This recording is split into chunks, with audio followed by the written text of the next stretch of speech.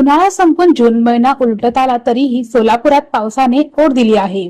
त्यामुळे सोलापूरच्या धरणामध्ये पाणी साठ्यात घट होत असल्याने पाण्याची चिंता वाढली आहे।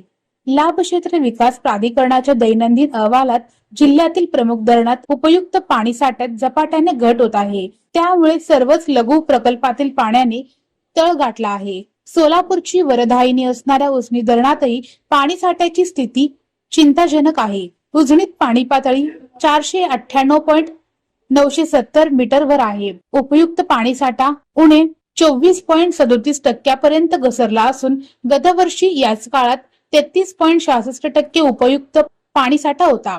यंदा तीव्र उन्हामुळे एकाच दिवसात पाण्याचे 0.72 दलदमी इतकी बाष्पीभवन होत आहे। जिल्ह्यातील 7 मध्यम प्रकल्प आहेत। एकरूप मधील सर्वाधिक 53.79% पाणी साठा असून पिंपळगाव ढाळेत उणे 4.77% गेला आहे। बोरी इंगणी जवळगाव प्रकल्पातही पाण्याची पातळी खालावली आहे।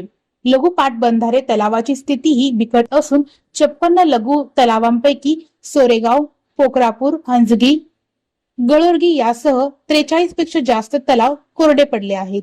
56 तलावात सरासरी उपयुक्त पाणी साठा 5.67% इतका शिल्लक आहे।